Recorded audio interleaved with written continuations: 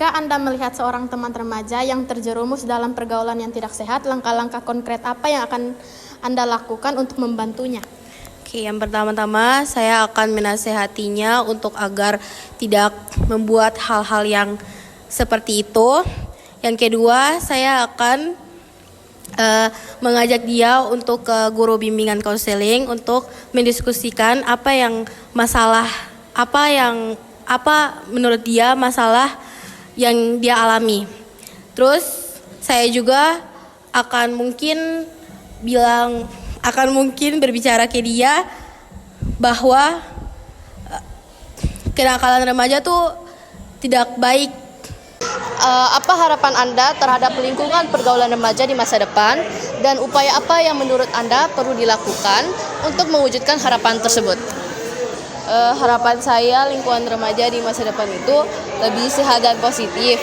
Terus pergaulannya lebih baik lagi dan tidak ada pergaulan bebas seperti sekarang ini. Upaya yang harus dilakukan itu menurut saya kita harus mengembangkan karakter kita dengan baik, terus menggunakan teknologi dengan bijak. Terus pihak sekolah juga harus berkontribusi dengan kehasiswaan atau bimbingan konseling biar karakter kita dibentuk dengan baik. Itu aja sih menurut saya. Oke, baik, terima kasih Aca. Menurut pengalaman Anda, apa saja tantangan terbesar yang dihadapi sekolah dalam menciptakan lingkungan pergaulan yang sehat bagi remaja? Dan bagaimana sekolah dapat mengatasi tantangan tersebut dengan lebih efektif? Ya, baik. Terima kasih ya. Jadi kalau menurut Mem, tantangan terbesar dalam pergaulan di sekolah itu pertama budaya. Budaya karena kenapa? Budaya itu bisa mempengaruhi karakter orang. Kedua HP ya. HP itu kan bisa membuat anak-anak itu bergaul, mencontoh apa yang dilihat di HP, terus mereka ya ada kecenderungan ingin mencoba kan. Nah itu terus bagaimana caranya kita mengatasi itu ya, kita sekolah harus banyak mengedukasi siswa, kemudian mengidentifikasi anak-anak yang memang mungkin kita sudah lihat dia punya ciri-ciri, misalnya anak ini dia sudah mulai pergaulannya tidak bagus. Jadi kita harus mencegah sedini mungkin ya, memberikan edukasi secara kontinu, tidak boleh terputus ya. Oke, seperti itu. Bagaimana cara Anda mengidentifikasi siswa yang mungkin sedang mengalami kesulitan dalam pergaulan atau terindikasi terlibat dalam pergaulan yang tidak sehat? Dan langkah intervensi apa saja yang biasanya Anda lakukan? Itu individu Mem ya. Ya, jadi bagaimana kita mengidentifikasi siswa? Pertama dia mulai motivasi belajarnya kurang. Terus dia ngantuk, kurang ceria. Jadi temannya misalnya lagi belajar dia tidur atau mungkin dia lebih cenderung pergi sendiri, tidak mau ngumpul. Itu salah satunya cara saya mengidentifikasi siswa yang sudah. Kemudian anak itu dia introvert ya. Nah, dia menjauh dari teman-temannya, terus dia kurang semangat, terus bawaannya ngantuk. Nah, saya kira itu caranya teman interaksi. Terus langkah-langkah saya untuk mencegah anak-anak seperti itu, tadi saya akan memanggil mereka, bisa saya langsung mengatasinya atau mungkin saya bawa ke BK ya, kesarakan ke BK, atau karena saya kebetulan Mem di PMR ya, kemudian juga di P3LP, jadi saya akan memanggil, saya cari tahu apa sih penyebabnya anak itu bisa seperti itu. Karena sekarang itu banyak sekali faktor yang bisa mempengaruhi anak-anak itu, misalnya bebas bergaul, melakukan hal-hal yang tidak diinginkan. Saya kira seperti itu ya. Iya, Mem. Makasih banyak Mem sudah menjawab pertanyaan. Ya. Iya, Mem. Ibu permisi boleh minta waktunya untuk wawancara? Boleh. Menurut Ibu, apa saja tanda-tanda yang menunjukkan bahwa anak remaja kita memiliki pergaulan yang sehat di lingkungan sekolahnya? Tanda-tanda ya? Ya. Tanda-tanda remaja kita, khusus anak-anak kita sekarang ini ya, dalam hal pergaulan di sekolah yang sehat itu, tandanya pertama, dia sopan. Kedua dia baik, ya, ketiga dia jujur, keempat dia welcome dengan siapa saja. Itu terlihat dari bagaimana seorang anak remaja di lingkungan sekolah itu menjadi pribadi yang baik. Yang paling pertama sekali dia murah senyum. Dia tidak introvert, artinya dia tidak bergaul sendiri-sendiri. Orang baik atau remaja yang baik atau anak yang baik itu menunjukkan tanda-tanda kebaikannya adalah yang pertama dia ramah senyum.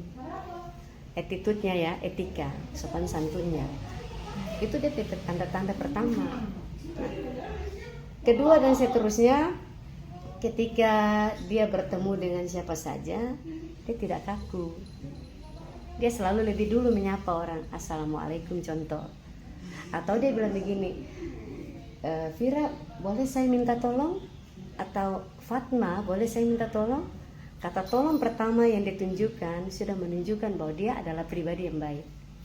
Itu tandanya. Yang paling kecil itu tanda itu dulu. Oke, lanjut. Ciri-ciri pertemanan seperti apa yang menurut Ibu perlu kita perhatikan agar anak terhindar dari pergaulan yang kurang baik di lingkungan sekolah? Nah, apa tadi ciri-ciri? Ya, ciri-ciri. Ciri-ciri anak-anak apa dia nama tidak terkontaminasi ya, dengan pergaulan yang tidak baik. Nah, kalau ciri-ciri yang paling pertama adalah ketika dia melakukan pertemanan nih, khusus pertemanan ya, supaya jangan nampak bahwa temannya satu. Yang paling pertama adalah pribadi temannya dulu. Anak itu suka memberontak, contoh ciri ya, dia selalu merasa paling benar. Ketika kalian di dalam kelas sedang berdiskusi, dia selalu tidak bisa. Dia selalu merasa kamu tidak benar, saya yang benar. Kamu tidak boleh, saya yang boleh. Nah, itu kelihatan arogannya, emosinya yang paling pertama kita lihat. Orang yang tidak baik dalam pertemanan itu kelihatan dari emosinya. Emosinya seperti apa? Ketika orang sedang tidak membicarakan dia merasa dibicarakan. Tersinggung, gampang emosi. Nah, itu ciri-ciri. Padahal kan Vira atau Fatma tidak membicarakan dia nih. Dia hanya memperhatikan, itu karena rasa curiganya terlalu tinggi, akhirnya orang tidak melakukan apapun dia selalu curiga. Tanda-tanda ciri atau ciri anak-anak yang pergaulannya yang nampak sudah tidak baik itu dari situ. Gampang tersinggung, mudah emosi, ya, tidak mau mendengarkan pendapat orang lain, merasa diri yang paling benar. Nah, itu ciri-cirinya. Apa tadi dampak dari pergaulan yang tidak baik. Ya. Nah, seperti itu. Jadi kalian sudah bisa lihat si Fatma sana baik-baik saja nih, tiba-tiba si Erik datang, yang si egois ini. Si Fatma yang tidak tahu apa-apa, tiba-tiba si Erik sudah marah-marah. Si Fatma tanya, saya salah apa? Sementara si Erik belum kenal si Fatma, tiba-tiba kamu tuh begini-gini.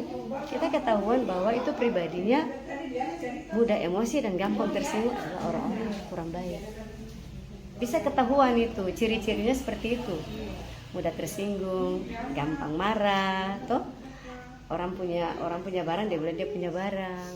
Itu bisa ketahuan. Jadi kalau umpama Vira bilang begini, ini saya punya, Erik datang, ibu kemana punya? Masa itu saya punya? Ah, itu ada nampak. Kalian bisa tahu orang-orang yang pribadinya tidak baik dari situ ciri-cirinya. Oke? Oke, baik, terima kasih Bu sudah kasih waktunya. Iya.